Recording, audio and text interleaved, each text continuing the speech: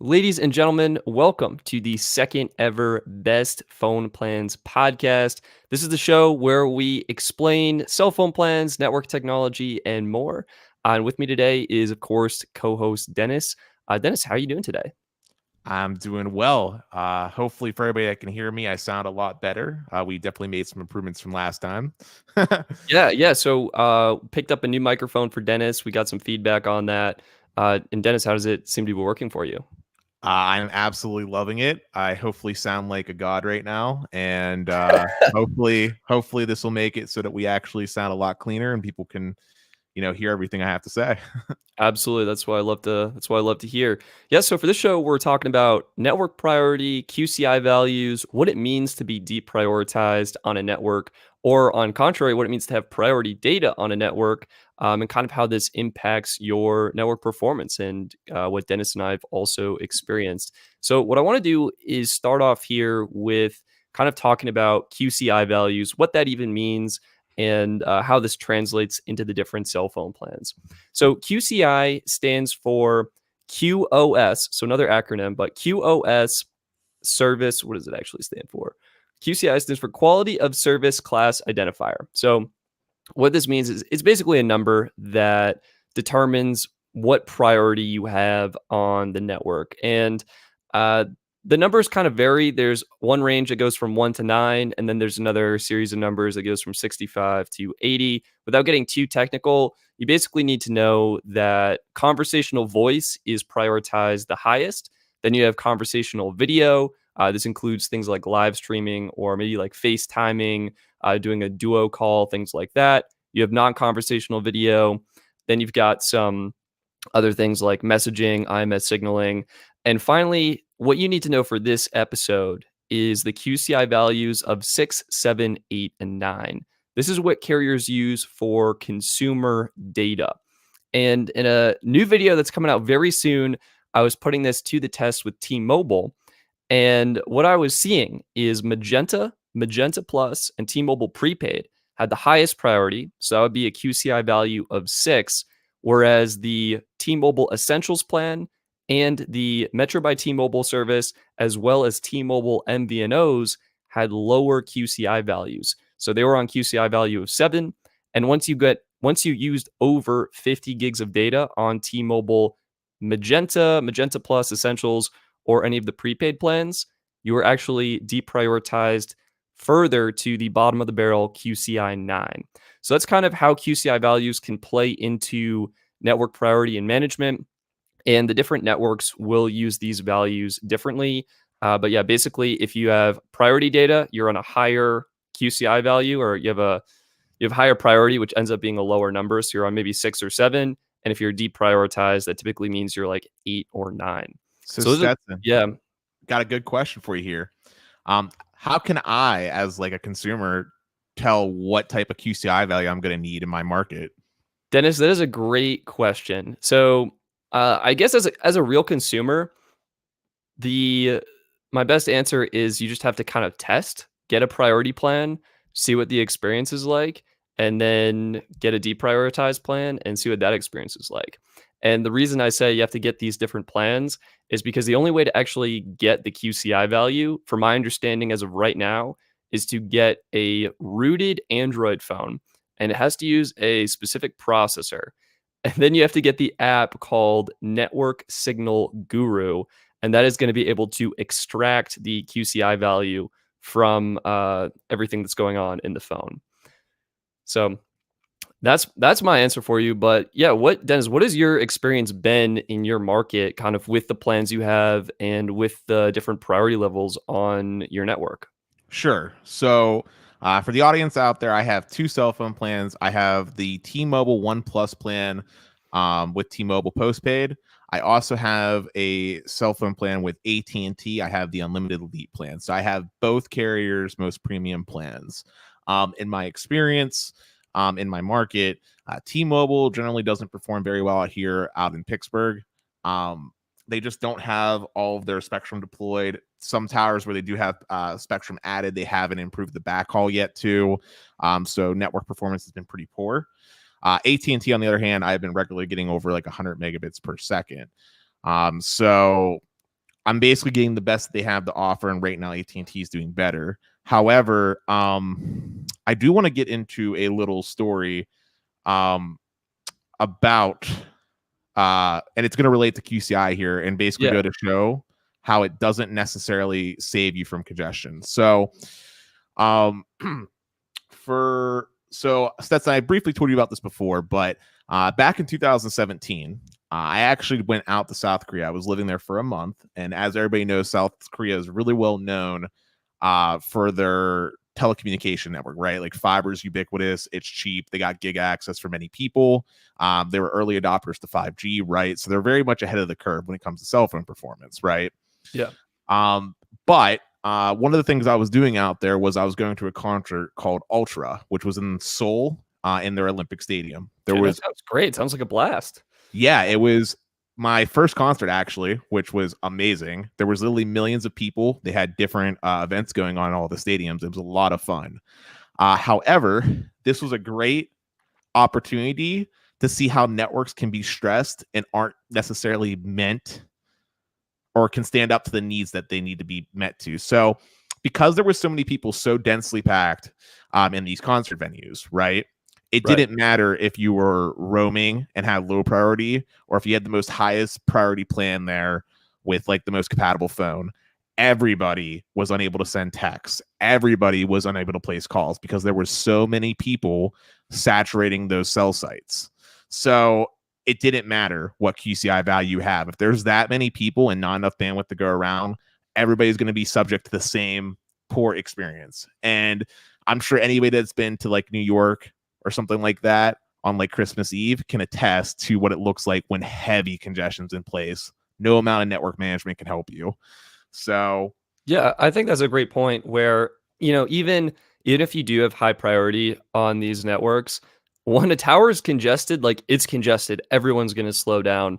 And how much you slow down can vary based on what plan you have, right? So maybe if you do have a priority plan from AT&T, actually, I think Verizon's probably the best example of this because, I see on Reddit all the time where people in some markets where the Verizon network is super congested, if you're on visible or you are deprioritized, sometimes the plan's just like not usable. Like you're barely hitting a meg down and a meg up. Whereas if you do have a postpaid plan, sometimes you do get more usable speeds. How much more usable? I don't know. Maybe it's like 5 megabits per second, or maybe it's even faster. But yeah, I think you're right, Dennis, where it doesn't necessarily fix the problem, but it can have a difference of experience in different markets. Have you ever gone over your priority allotments on either of your plans? only once, only once have I done that, and I intentionally did that where I purposely stayed off Wi-Fi for a month, just because I wanted to see what would happen after I got off that over my Yeah. soft cap, What did you find out? which I want to say this was back when Simple Choice was around when this happened. So things might have changed. So the cap was 22 gigs, I believe, with T-Mobile at the time. And in my experience, what I ended up finding was it didn't really make much of a difference for me personally back then. Because I was in a small town that I grew up in when I was doing that testing. There's only 600 people. That cell site might have only covered maybe 8,000 total people max. And that market was very much a place where most people had Verizon and AT&T. So in that circumstance, I didn't see much of a difference. Yeah. Now, How do you think the priority also plays into regional markets? Like, does it make a difference in rural areas, or is it really only like in the cities? I definitely think it's more in the cities, right? Like if there's more than enough bandwidth to go around, then it doesn't matter that you're deprioritized, right? Like Yeah. QCI values only matter when network management needs to happen, right? If you're the only person that's using the network, then there's never going to come a time where it matters. But in cities, that's never going to be the case, right? You literally have apartment complexes with thousands of units and multiple thousands of people just in that one apartment complex, right? And there's only going to be like one cell sector serving them, right? Unless there's like a micro cell tower adding capacity like we've seen Verizon starting to deploy. So I think it's more in the cities that QCI values matters is what I'm trying to get at, basically. Yeah, I think you're right.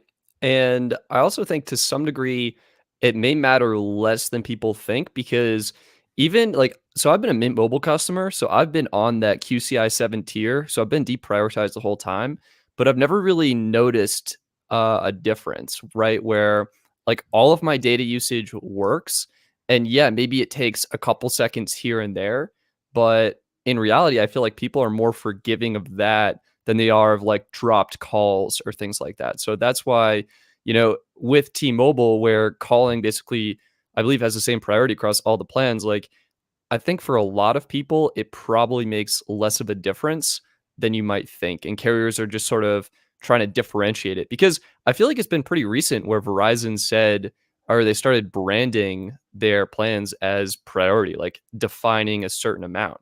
Does that sound right to you? Have you noticed that, or am I off here? Um, I think it's become more of a focus as time has gone on. Just to try to differentiate their unlimited plans, right? Because how do you convince the average consumer the difference between this unlimited plan that's $70 and this unlimited plan that's 90, right? You gotta highlight something important. So I think that's why we've seen that shift in marketing. Although, what I will say and what I'll touch on is that I think what's more important to the consumer and what's more noticeable rather than QCI values is actually the phone that they're using, right?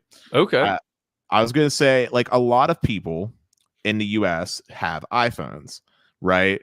Right. And iPhones traditionally typically lack bands behind their Android counterpart, and typically have weaker modems, except for this most recent iteration, right? That's usually been the case. So, like, if you were on a network like T-Mobile, right, and let's just say you picked up an iPhone 6, right? That phone doesn't have band 12. That phone doesn't have band 71. That phone, was missing a lot of different things, didn't support multiple carrier aggregation. That is going to be like a much more noticeable impact on your performance on a network than the actual plan that you have, right? Right. Yeah, and actually I have a story relating to this. I had T-Mobile way back in the day, and I was using an iPhone 5, which was lacking some of the newer bands that T-Mobile was using. And I remember when I upgraded to the iPhone 6S, I actually noticed better coverage and performance both at home and in other locations as I traveled around Massachusetts. So, yeah, and that was even with an iPhone, right? Where you're saying Android users are the ones who actually get kind of that premium experience with the Qualcomm modems. And I think Qualcomm's actually making some pretty huge strides with the Snapdragon 888, right? Where they're integrating the modem for the first, well, they've integrated modems before, but for the 888, this is the a more recent time, I guess I will say, that they're integrating the modem into the processor for their flagship devices. First time for 5G. It's the Yeah, first time for 5G that they're doing it. I And think it'll be sick. I just want to bring up one point that I noticed in the chat. I see Sneed made a comment. If you didn't see it in the comments, Yeah, um, well, I'll pull it up. So is it this one or are you where he was talking about that QCIs matter less in tower dense locations like cities. so wow, this is actually backwards from what we were talking about. So Yeah. what does the comment say? So basically, Sneed, shout out to Sneed. He was saying QCI matters less in tower dense locations like cities because there are small cells and millimeter wave nodes, and CRAN and rooftop sites. And to Sneed's point, I agree. If there's a densely packed network in a city where there's lots of millimeter wave sites and stuff like that, then absolutely, QCI value matters less in that circumstance. However, if you go, it depends on the city, right? Like if you go to a market like Pittsburgh, like my market, right? It's very hilly, like because it's part of like it's Pennsylvania here, right? It's very hilly. There's different topography versus somewhere that's more flat. And there's all kinds of crazy regulations about where cell sites can be placed. So coverage amongst most of the carriers here tends to be pretty sparsely populated in the cities. However, the density of our population is still centered mostly around downtown. Like if you guys are familiar with Duquesne College, I don't know if anybody around here is from Pittsburgh, but like that specific location is a death trap for almost every cell carrier. It's very highly congested regardless of who you have. If you were to go to Duquesne College, Yeah, I think it's almost I guess we're trying to make something that's really regional and very geographically specific, and we're trying to extrapolate it to a broader claim. And really, our thinking was that the more rural areas likely have fewer users on the network, so the network is less likely to be congested. On the flip side, if the rural area has fewer tower sites, then it may be more likely for that single tower site to become congested. And then all of a sudden, priority levels do make a difference and they do really matter. And we were also thinking in cities, the tower sites would have more users, more congestion, and would therefore be more likely to notice the different priority levels of the plan.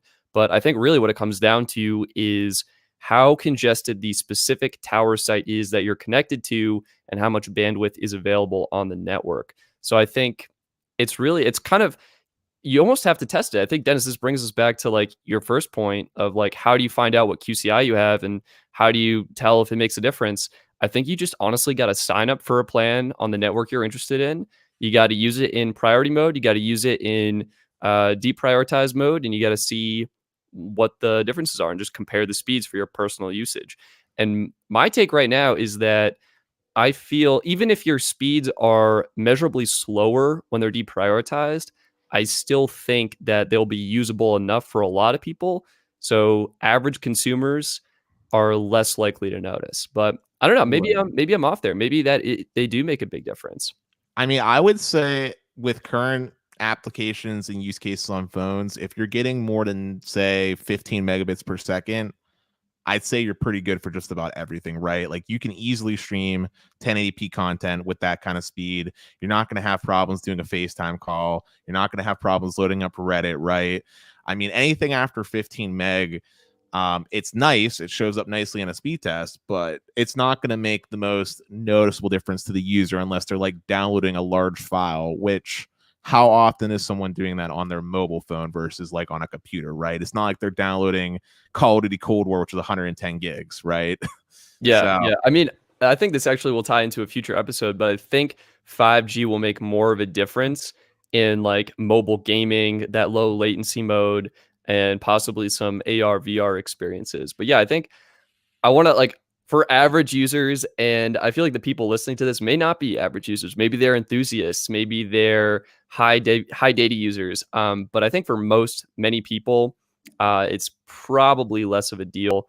I will say something interesting though is I was actually able to measure the difference between the different QCI values on T-Mobile. Right, so priority QCI 6 for my testing. If I were to run a speed test, those got like 100% of the available network speeds based on the current network conditions and congestion and traffic. Then QCI 7, that was actually getting 30% of the available speeds, right? So if I ran a T-Mobile Magenta Plus speed test next to Metro by T-Mobile or even T-Mobile Essentials, uh, T-Mobile Magenta, let's say it would hit 100 megabits per second. The Metro plan would hit just 30 megabits per second. Now, this is only when the tests were run at the same time. When I ran the tests individually, both got all of the available network speed and performance.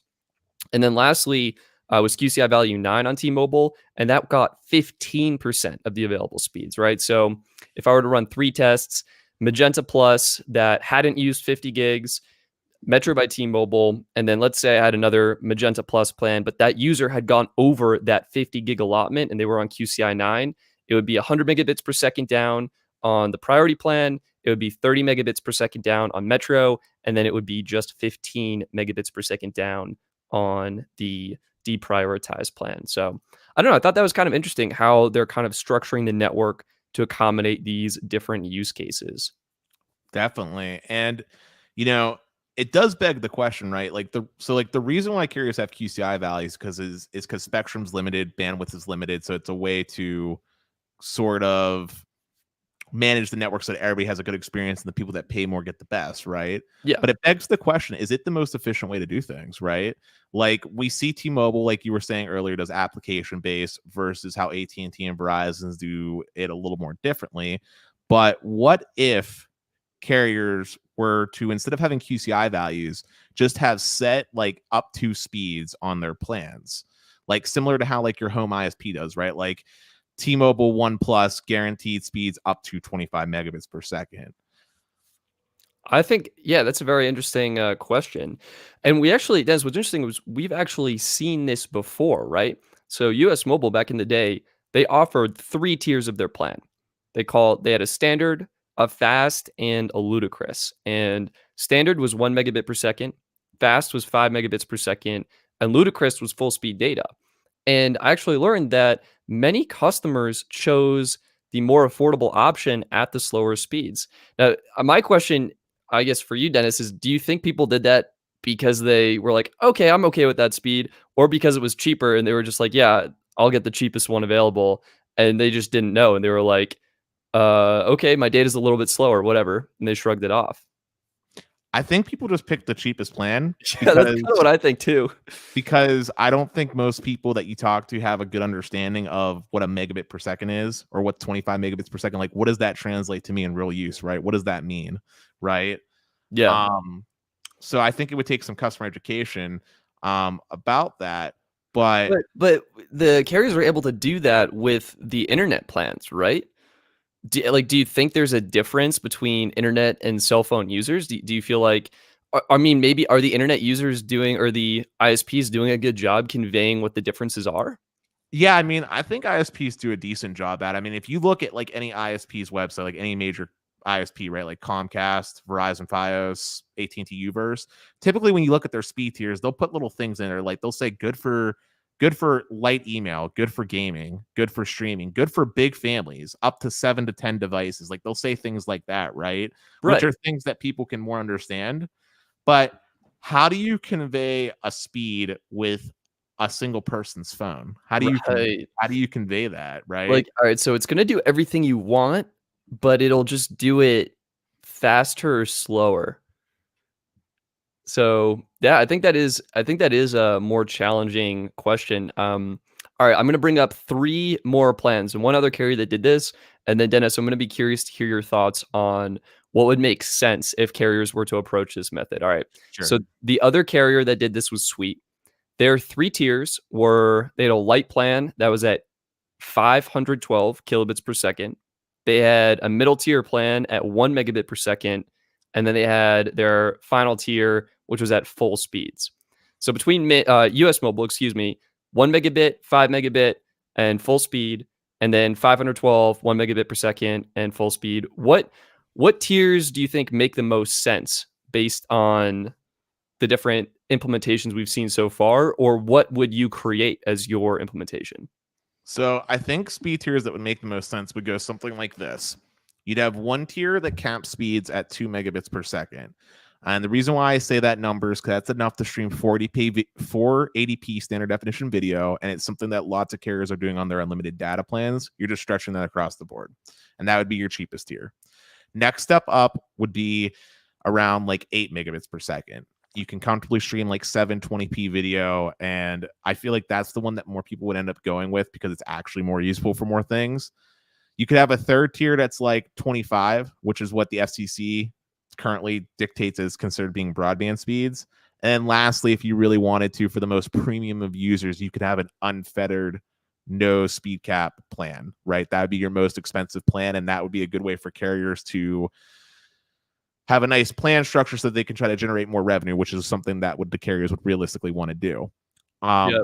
Now, as far as an implementation like this, I actually think personally it would make more sense because so if you were to do something like this, right, where like different speed tiers exist, you can kind of more realistically account for how much bandwidth you're going to need, right? Like you can theoretically say like, okay, this area based off the US Census has, I'm going to make up a number, 15,000 people that need covered. If every single person had my network and they had the 25 megabit speed tier plan, they can only use this much speed possible at even during peak times, right? Right. So I know how much of a buffer I need to have so that I don't have like congestion issues.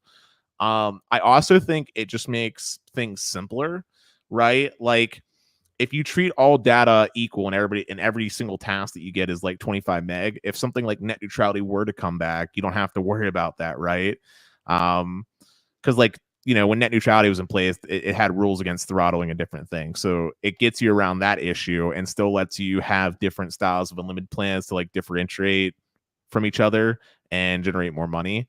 I just think it'd be something interesting to see. I think Yeah, it might yeah. be better. Do you think this would be better than sort of the QCI level or priority tiers that we have in place right now? I think it would because at least you can kind of set an expectation on what you can expect, right? Yeah. like if I know that I'm constantly going to get, I keep going back to 25 megabit, but if I know if I'm going to constantly get 25 megabit, right, Yeah. then I know when I load up Netflix, I can load it up in 1440p, right? I can load up YouTube in 1440p. I don't got to worry about things like binge on where they're capping me at 2 meg because I only have the regular Magenta plan limiting me to standard definition. Meanwhile, I can go run a speed test and get beautiful 200 megabit per second or something on T-Mobile's Yeah, network. I think that's the worst, where it's like, all right, I have all of this bandwidth here, and you're limiting me to 480p. Like, really? And this just happens to be from me doing all this T-Mobile content recently, but I learned that with Magenta, you have the option to purchase an HD pass that's monthly. It's $15. You're basically upgrading your Magenta plan to Magenta Plus. But the Essentials plan and T-Mobile prepaid, you have to purchase, like, the only way to get HD streaming is to purchase a $3 per day add-on. That's it. Like, what is T-Mobile doing? Like, there's no other way to upgrade those plans to enjoy HD video. You have to go with the more premium tier plan. I think that's a little ridiculous. Yeah, I do too. Um, I also think that what's something else that's nice about the idea about the 25 meg just being as like a flat rule Yeah. is, uh, and I'm sure you know this too, Stetson, but all hotspot data on T-Mobile, regardless if you're postpaid or not, gets deprioritized over like normal cell phone Right, traffic. right. So for those people out there that really care about hotspot data, especially with T-Mobile introducing these really nice lucrative plans, it'd be nice to know what type of speed I'm guaranteed. Because if I'm able to get like 100 meg on my phone, but then my hotspot's like only like a megabit, right? Or no, on what is it after 3 gigs? They reduce it down to 3G speeds, right? 600 kilobits per second, which they label as 3G speeds. Right, like that's useless to me, right? Especially on a computer, right? Yeah. Like that's absolutely useless. I would much rather just have like a flat, like, this is the speed that you can expect. You could pay me more to get more speed if you need it, but like I would love it if I just had like a consistent experience regardless of what I'm trying to do, especially as we move into our phones doing other things for us, right? Right, And right. like I feel like that would be a really cool idea. I'm surprised no carrier has really taken it that step further. I mean, I know US Mobile did it to a certain extent, but they still double dipped. Like they still had soft caps and other restrictions. I'm just saying, give me a speed, call it a day, and just let it be like that, right? No Well, other. we saw Verizon actually doing this, right? I think it's their Just Kids plan. It's was it 5 megabits per second? And their previous Verizon business plan. This is now discontinued, thankfully, but that was also capped at 5 megabits per second. So it almost seems like Verizon's phasing it out, but maybe for other plans, it's still there. It could come back.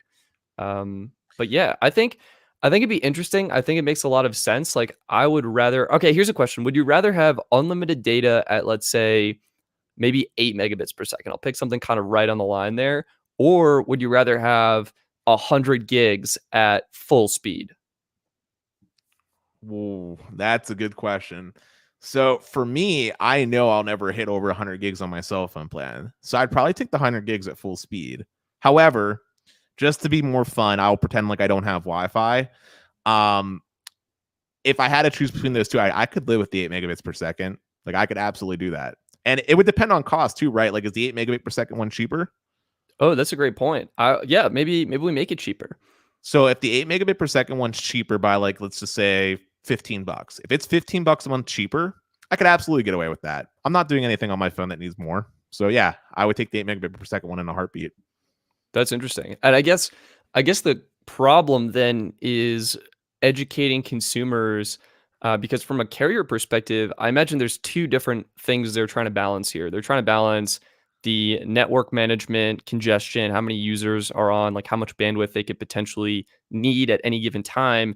And they're also trying to, I want to imagine, upsell people, get them to get the newest phones, get the latest devices, get the premium plan with all the extra perks and benefits. But yeah, I think it is a balance. I think a lot of people would go for the cheaper one just because it's cheaper, and if you try it, it works.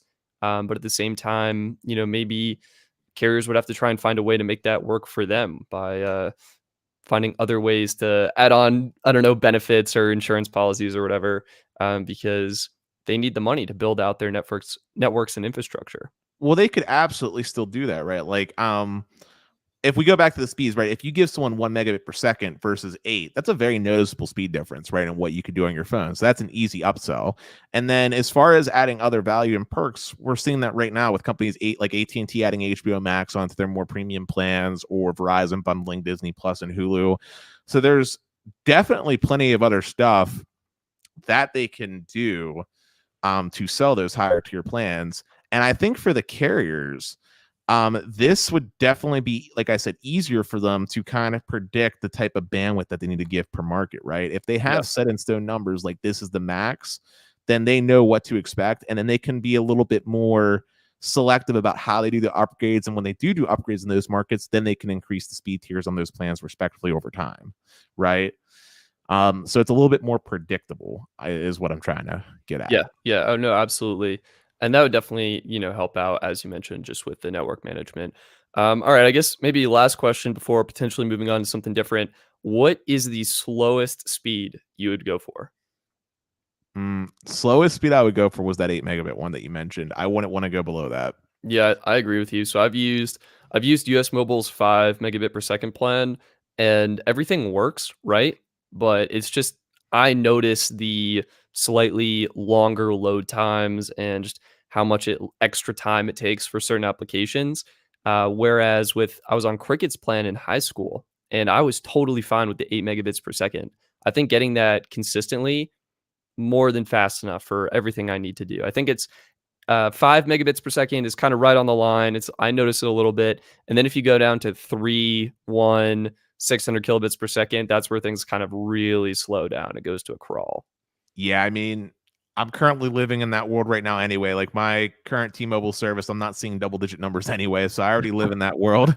Yeah, that is a crazy thing. Like, even on these different plans, you have to remember that even if you get priority data, sometimes you're just not getting, like, the network just isn't there. So you need both. You need the network to be in place, and you just need the bandwidth. You need a phone with all the LTE bands to connect, all the 5G bands to connect, to give you that premium experience.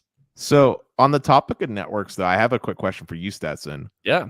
What's more important to you with a network? Being able to use the phone that you want, the performance of the network, or the price? What's the most important thing that you look for first? Ooh, I think I think the phone, and I think this probably resonates with a lot of people. I'm personally, I love iPhone. That's what I use for my main device. I have the Pixel 5 and Galaxy S20. I love what Google is doing, honestly, with the software on Pixel 5 and Google Assistant. Everything is just so buttery smooth and great on that. But if there was a network that didn't work with the iPhone, I probably just wouldn't even consider it because that's my main device. I love the camera. Being able to use that phone comes first for me. That's as being most important. And in fact, I think for a while, like, I had an iPod Touch, right? And that just had Wi-Fi. And I would just use the free Wi-Fi hotspots at like McDonald's or Starbucks or anywhere else I traveled to. So I think device is probably most important for me. And then what were the other options? The network, The speed, and network, performance. yeah, like the network coverage slash performance, and then price. I think I would do phone first, then I would do network coverage and performance because what's the point of paying for something if you can't use it, right?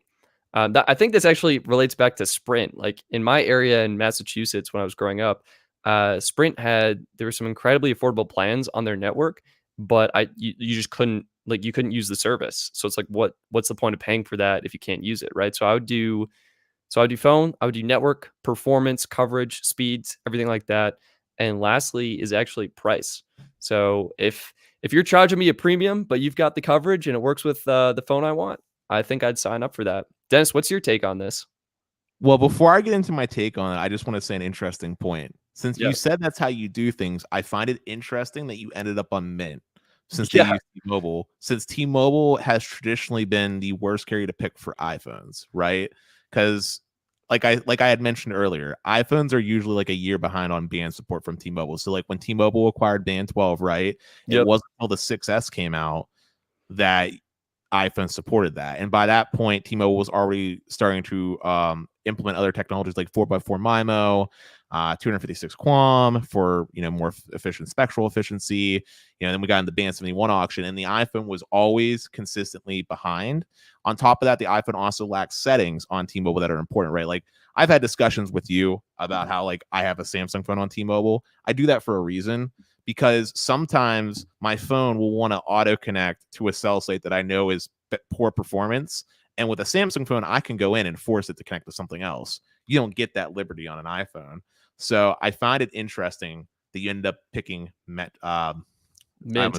Mint in my iPhone. Yeah. That's a great point, Dennis. I never really realized that.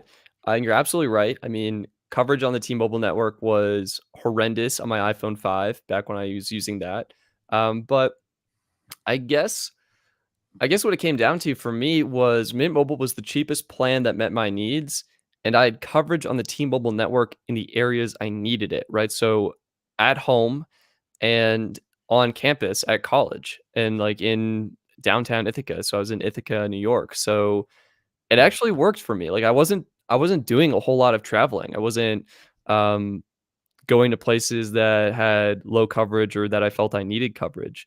So yeah, that's how I ended up on Mint. It was the cheapest plan that met my needs, had coverage where I ended up needing it, and I was able to use it with my iPhone. So I don't know, maybe my order's backwards. Maybe price is actually more important than coverage in for me. But with that said, let me tell you my take. For Yep. me, plan is first and foremost most important. So are you device specific or you're device agnostic? You don't care. I'm device agnostic. Like even if I had a carrier, I would probably end up still having two phones because I prefer both for different things related to work and personal. So Sure. I keep both. But for me, it's plan first. And the reason I say that is because you could have the literal best network in the world, but if your plan makes it so that I'm capped at like the 1 megabit per second speed that we were making jokes about earlier, then it doesn't matter. I don't care if my speed test shows me 200 meg. If everything I do is capped at really slow and it's unusable, then I don't care. It's just the same as having a bad network to me, right? So for me, plan is most important. Then phone, because I do care about phone support, right? Like, we had this in a private conversation, but I'll rehash it here.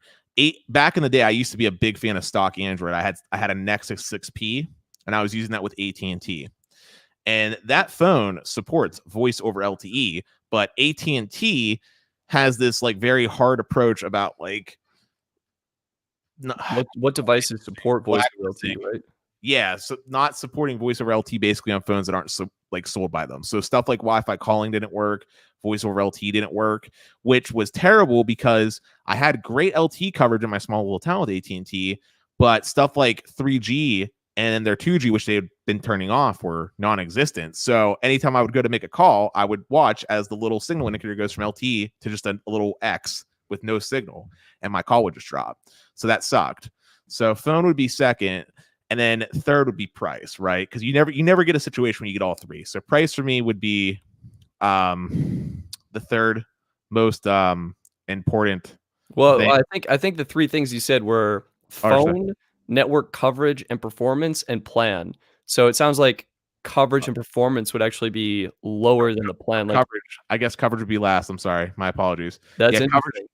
coverage would be last for me because if I have a good plan and I have the phone that I want that fully works, I can make up for poor coverage. And I know that with time that will improve, right? Like if I have Wi-Fi calling, then I know that anytime that I'm at home, which I spend 50% of my time at home, and now with COVID, 100% of my time at home, I have usable service. So that's fine. Like I can get around that. And with time, I know that coverage will improve. But my plan isn't going to change necessarily with time, nor is my interest and preference in the phones that I like, right? Like I'm never going to stop liking Android, right? And I'm never going to stop liking iOS. So, okay, well, here's an interesting take. I would say it's typically easier to switch plans than it is to switch networks. That is also fair. That is Right? also Right? fair Like because if you switch networks, then you have to worry about phone compatibility again. right? And how many times have you switched networks? I mean, this is just an open-ended question. I honestly have never switched networks really. I mean, my parents have had AT&T since longer than I've been alive, and I still have that AT&T line. And then I wouldn't call me switching because all I did was get another line with T-Mobile, and I've Yeah. had them since had them since 2013 and never switched. So I've never technically switched networks. So I don't know. I feel like we both said things, but our actions are different than what we said. I'm a loyal dog. To some degree, yeah. I mean, I think switching networks is the most challenging. So yeah, it really depends. I mean, we're kind of at a point right now where all carriers are offering good plans, and it just depends on what coverage works for you in your area, and you just kind of go with that, I guess. And maybe it's a couple bucks difference, but you really just want to pay for something that works. It's like the Goldilocks story, right? Like like all the carriers have their own faults in different Yeah, areas. like perks, benefits, and different caveats. Okay, I think we should go on to actually. This was a Patreon submitted question, so let me see if I can pull up who submitted it. But the question is, if you could create your own MVNO, what network would it be on, and what plan would you promote? I think this is a really great question, and one that I actually had to spend some time thinking about. Right, like you only get one chance to create an MVNO. Well, I guess if you're like some MVNOs create different sister brands, so maybe you get multiple chances. But yeah, maybe really think like what would I do if I was to try and start one? If I was to do my own thing? What I came down to, Dennis, I'd be curious to hear your thoughts. So the first part of this question is what network would it be on? And from my understanding, I think Verizon's network has a really good, really strong network core, but I think they are currently lacking bandwidth and frequencies in certain markets. So if I was to start an MVNO, I would be concerned about network congestion and network priority in certain markets. Then T-Mobile, my understanding is their network core is not built well. And if I was thinking long term, I'm not sure they would be able to catch up to or match the performance that would eventually be available on Verizon when they got more bandwidth with mid-band or with what's currently available on AT&T. And then I come to AT&T, and the truth is I'm less familiar, I feel like, with any problems or anything with AT&T's network. It just seems pretty good overall. So I think if I was to pick one right now, and based on my testing in Colorado, which is where I live, and I'd obviously want to make sure I got good speeds, I think I would go with AT&T. But does that logic make sense? Like, am I right in, or am I on the right track with the network structures and reliability as it stands today? I'd say you're pretty right on point with that. Um, if you just look at from that angle, yeah, you're pretty on point with that. Only thing I was just gonna say was though, and we talked about this in last podcast, but AT&T has a funny thing when it comes to prepaid and MVNO carriers, right? With sudden changes, so that would make me a That's little, that's also very true, but that's I think going outside yeah, the yeah, spectrum of the question. Like I'm building my own MVNO yeah. and assuming everything works. So I think AT&T is probably the move, and I personally don't think there is an MVNO offering a great experience on AT&T right now. And That is so true. like, there's a bunch that use it, right? We had Wing, and Wing was honestly pretty good, but the problem is, as you mentioned, they ran into some fiascos with their agreement with AT&T and T and how much data they could offer. Um, and it could be. I think there could be some improvements. We have Pure Talk. I haven't tried them personally, but I think just from their website, it could probably be like basically. I would want to bring a US mobile type of experience to the AT&T network. I think that's just the best way of phrasing it. Okay, so like, would you have like the free Netflix and stuff perks too, like US Mobile does? That's a great question. So I didn't actually think about that, but what I ended up thinking is I would probably want a custom option. I think that's cool. Like, Dennis, would you be open to choosing how many minutes, texts, and megabytes of data you wanted per month and just seeing what the cost would be? I mean, How do you feel about that versus like a pre-made plan? I, I like choice. Choice is good, but 9 times out of 10, those a la carte options They're just expensive, end up, right? yeah, just end up pointing me to what I was already going to do, right? Like, I don't want to go back to the days where I had limited minutes, right? Yeah, okay, fair enough, Yeah. fair enough. And I don't want to not have a limited texting because in the US, for whatever reason, texting is still something that so many people do. Got two-factor authentication. My company, for whatever god awful reason, won't use Teams for everything. Some people still text me. So texting is important, right? I need to have that. And then data, right? I don't necessarily want to go to like pay by the gig version of model, not because I couldn't stay under it, right? Yeah. But I don't want that like worry to happen. And typically speaking, I'm not usually ending up saving that much money. So yeah, no, I would probably just pick some like predetermined plan where it's like unlimited, almost like a visible style, even if I had Yeah. to. All right, I respect that. And also, Well, I just wanted to chime back in. This question was from Breaking Data. So, Breaking Data, thank you so much for the question, and really appreciate your support.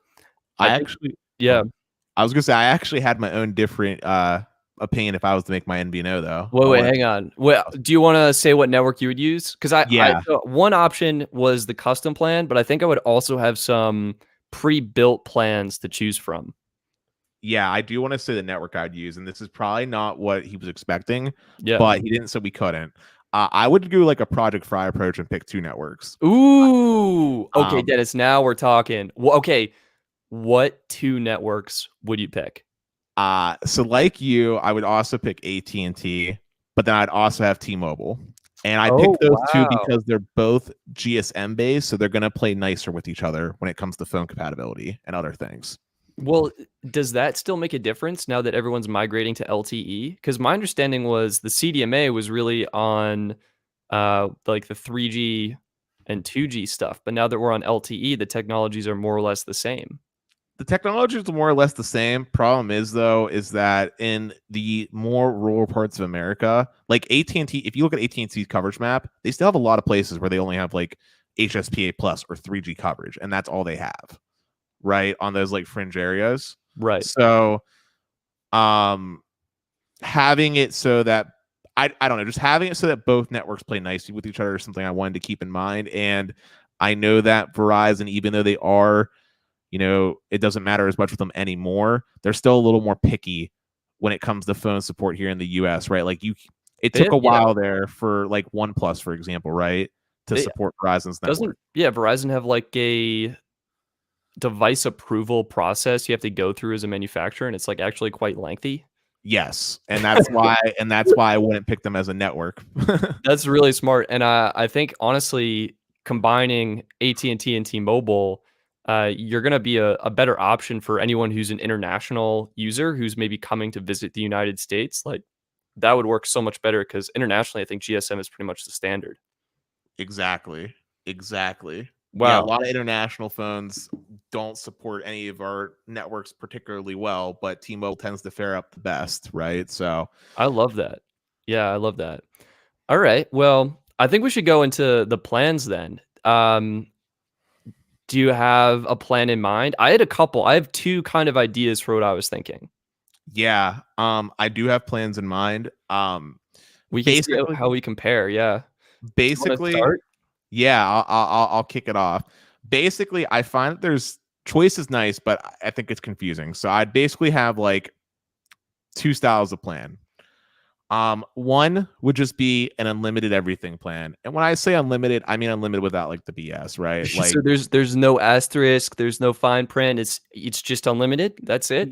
yeah, so it's unlimited everything, talk, text, data, hotspot is treated as your data. There would be a soft cap for you, but you can use that data whatever which way. And the soft cap for you would be 50 gigs, which I feel like is more than reasonable with current Yeah, standing. that's what T-Mobile's And doing. like I said, you can use that as much as you want. And then after the 50 gigs, I would simply just throttle your data usage to 25 megabits per second. Still totally usable, use as much as you want. And I feel like that's totally fair.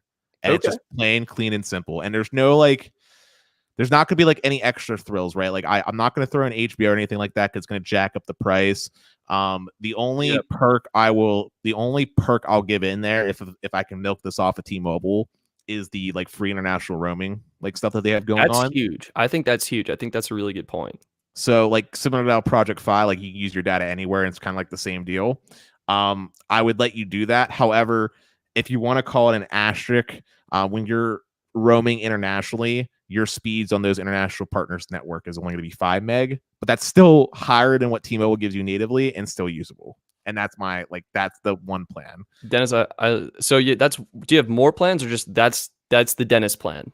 That's the Dennis plan, and I would have one other option that would be clearly more low cost, and it would just be a buy the gig option. So unlimited talk and text, and you just pay me for every gig that you want, and it would be very specific, like partial. Like if you only like, I'm just using an artificial number. If a gigabyte of data costs $10, and you only use like half of that, then you'd only have to pay me $5 towards that, and it would just be buy the gig, very straightforward.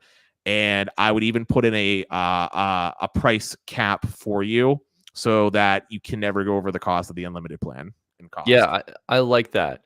Like if you hit a certain threshold, you're just automatically switched to the unlimited plan. Exactly. That's smart. Yeah, we've seen a lot of different approaches in the industry where actually Reach Mobile, you basically select your plan. Let's say it's I think it's 45 gigs, or excuse me, $45 for, I want to say 10 gigs. If you use 3 gigs, Reach Mobile will actually switch you to the lower cost 5 gig plan.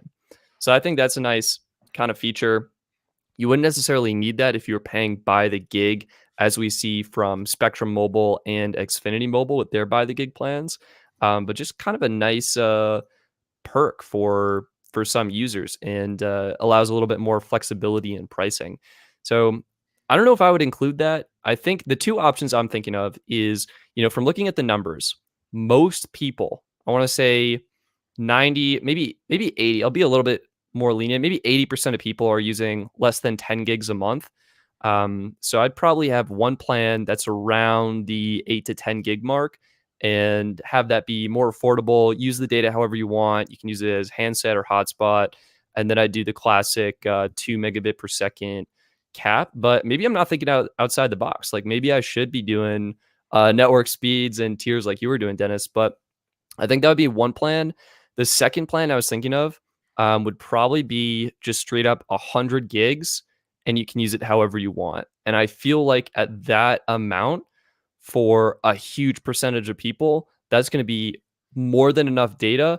And even if you're using it as hotspot data, like you could potentially split that 50-50, 50 gigs on handset, 50 gigs on hotspot. I think that would be a really great approach. Are these shared buckets that you have, or is this on a per line basis? I would do per line, 100 gigs per line. Okay. For that. And I would probably try and price it around the $40 mark, because I feel like, this kind of gets into great tiers. Like we don't really know what we could price these at based on the carrier agreements.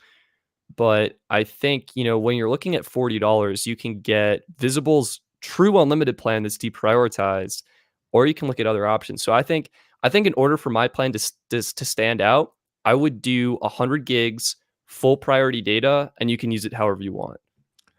I wonder, out of the plans that the audience heard, which one would they rather have? Would they rather go with Dennis the MVNO or Stetson the MVNO? Who has it better? Well, the thing, Dennis, how would you try and price your plan based on current market if you were to try and like put a fair number on it? Because my gut instinct is, oh my God, I want the Dennis plan. Like, are you kidding? True unlimited data that only throttles down to 25 meg after a certain allotment. Like, that's insane. And I'm getting AT&T and T-Mobile coverage. Like, sign me up. I signed up the moment you said that. What price would you go for? Yeah, so that's definitely like a premium plan that's just solely focused on what it's meant to do, be a cell phone plan, right? So as such, it would have a premium price tag. And I would say a fair market value price tag would be $85, tax and fees included. That's what that costs you. I would actually put that higher. I think that's $100 plan. $100 plan? Well, yeah, I was basically pricing it at 18, because AT&T Unlimited Elite isn't it $80, right? Yeah, so I think Unlimited Elite, I want to say it's 85. I know Magenta Plus is 85. But you're basically merging like two very premium plans on two networks. That's why I think I think it's the 2 network part that I would bump it up to like 100. All right, fine. 100 bucks. And yeah, $100 for that plan. $100 for that plan. And then for the buy the gig plan that I was talking about, starts out at $15. For that would be 1 gig. Yeah, that would be 1 gig of data, include unlimited talk and text, and then $10 for every gig thereafter. Okay. Those are really good plans, Dennis. I think well, yeah, I guess which one would you sign up for and which one? I would probably say I would sign up personally. I would either do your by the gig, or if my plan, my super cheap plan that was like 8 to 10 gigs, maybe at like $20 a month or something like that, I might do that. Well, since you maybe raised my price, I'm gonna say $20 a month is a low ball, unless you're doing like a bulk, like I have to buy it for Yeah, like. I would so I would include bulk pricing options with mine. But maybe Okay. you're right, maybe like 30. I think 30 is probably more reasonable because US Mobile actually, they just launched a 30 gig plan for $30. Okay. I feel like we could swing maybe 8 to 10 for 30. But you're also on AT&T, right? So AT&T traditionally has Yeah, always been more expensive. that's also true. I will not deny that. So I would say for you said we'll say 10 gigs to make it simple. I would say your 10 gig plan, if you're doing tax and fees included, would probably cost $35. Okay. I'll respect that. And then your 100 gig one that you were talking about would probably be more in line with like $80. Really? You think so? I don't think you're going to get by with much less. I mean, if AT&T Elite is charging that much for what they're doing and they're throwing in HBO Max and all those other perks, I don't think you're going to get much cheaper than like that.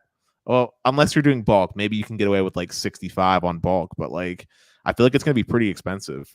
100 gigs of data is a lot. I mean, T-Mobile's hotspot or T-Mobile's 100 gig hotspot, aren't they charging like what, 50 for hotspot on T-Mobile, right? Yeah, you're right, 50.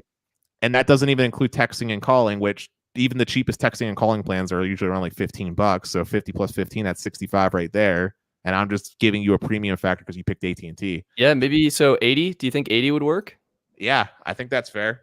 All right. Yeah, maybe we can leave this up to the audience. What plan, audience, anyone's in the live chat who wants to chime in, what plan would you go for? Would you go for Dennis, MVNO Dennis, where you're getting Dennis, why don't you rehash your own plan? Because so unlimited, true unlimited everything, soft capped at 50 gigs, and then afterwards it's you'll get through all the 25 megabits per second, but use as much as you want, and you have international roaming included and hotspots also included. Like just use it as you please. Unlimited everything, $100, and you have access to the AT&T and T-Mobile network for coverage.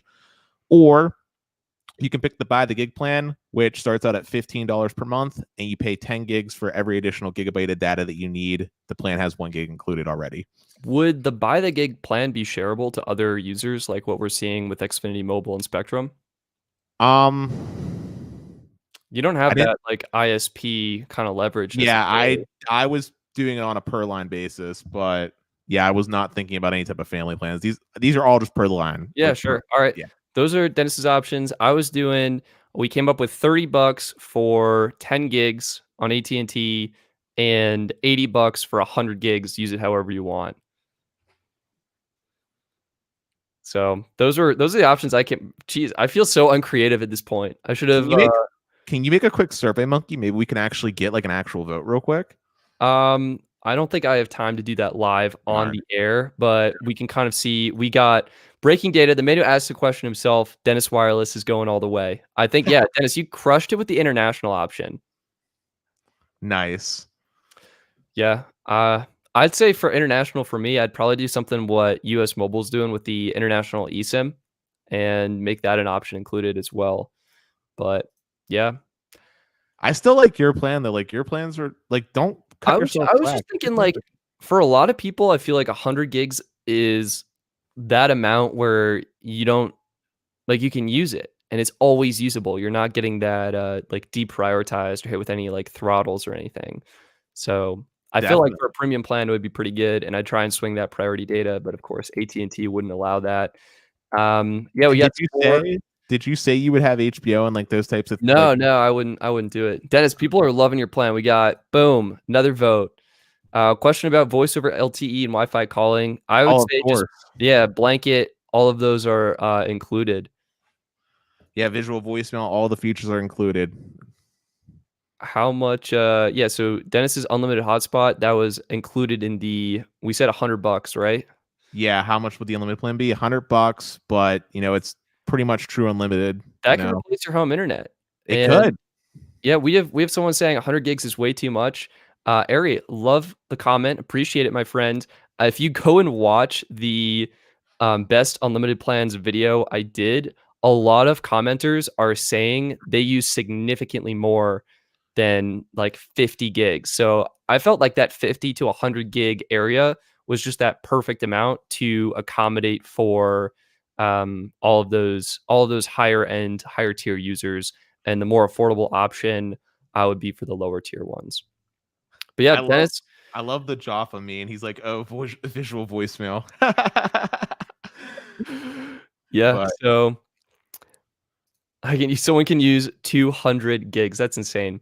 I don't know. We're not MVNOs yet, but I think, those are some interesting ideas. I do want to kind of end off with some announcements here. We had some announcements from US Mobile recently, and that was that they announced two new plans, $15 for 3.5 gigs.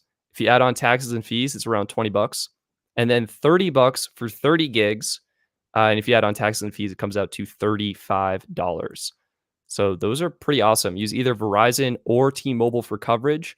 Yeah, I was really amazed at what US Mobile was able to do. And they just announced a new 15 gig option for their data only plans that starts at just $26. So you can throw this in a tablet.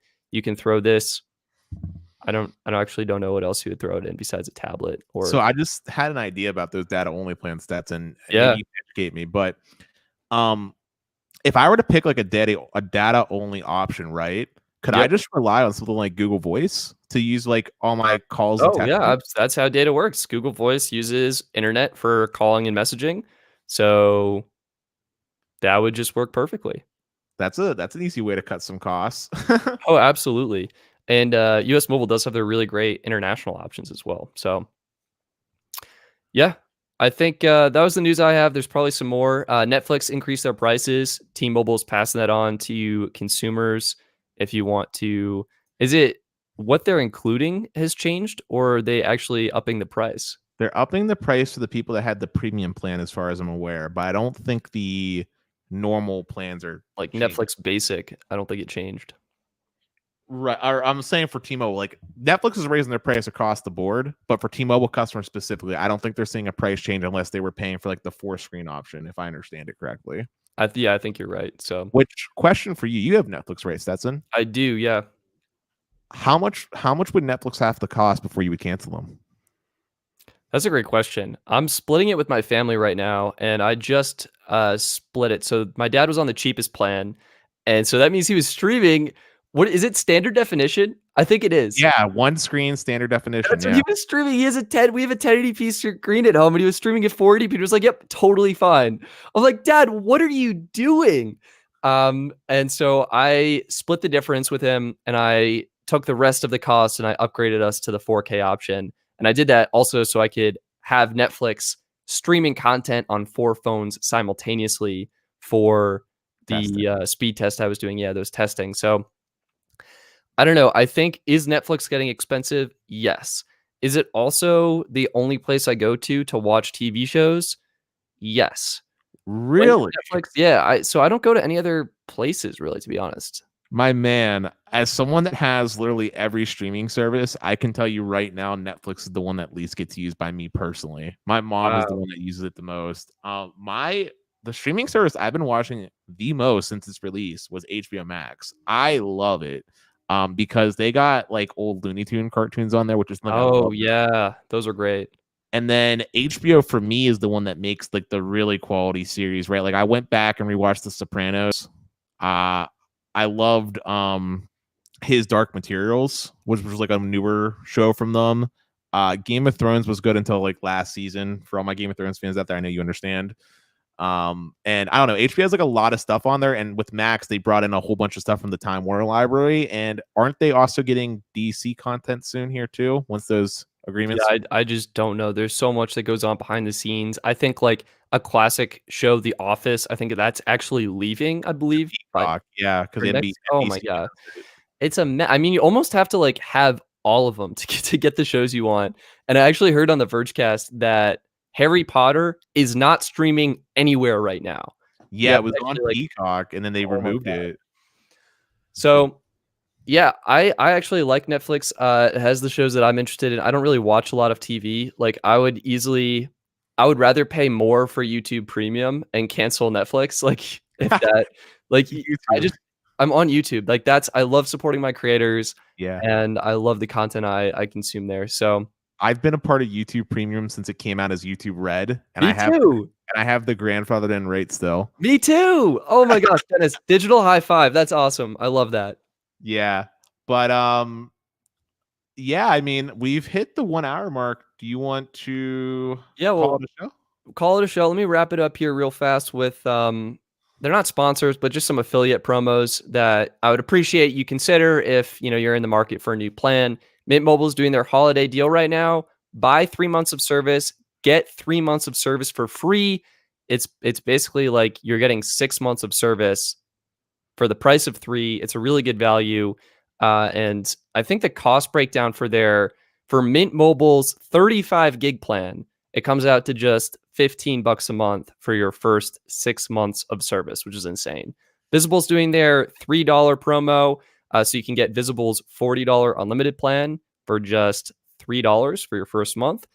Consider using that. Unfortunately, Dennis, I think you pointed out what was the caveat with this? Oh, so if you do use the Visible $3 promo, you lose out on the $100 Visa card they're doing right now, as well as the free, I think it's a Roku that they're giving you. So it's like you have to choose one or another. But Stetson, you mentioned a good workaround. Yeah. For What if you just create two accounts? Like you use the promo, you try out Visible, make sure it works for you, then you create a second account with a different email. I don't know. That was my idea. And finally, US Mobile, they have new plans, and if you go through bestphoneplans.net, that helps support the channel. That's where I got all the affiliate links. But there's more deals in the description, more promos. You can get a free SIM card from US Mobile using code Stetson at checkout. There's other discounts in there. So if you're interested in supporting the show and maybe getting a deal on a new cell phone plan, please consider using the affiliate links in either the video description if you're watching us live on YouTube, or in the show notes if you're listening to us on your favorite podcast app of choice. But either and way, don't forget to support us on the Patreon and have your questions answered at the end of the show, like we did today. yeah, absolutely. I'd really appreciate it, and we'd love to have you there. Either way, that is going to be it for this second episode of the Best Phone Plans Podcast. I'm Stetson. Q Dennis. Oh, and I'm Dennis. Perfect. And that's going to be it for this episode, and we look forward to talking to you in the next one. Bye, guys. Bye.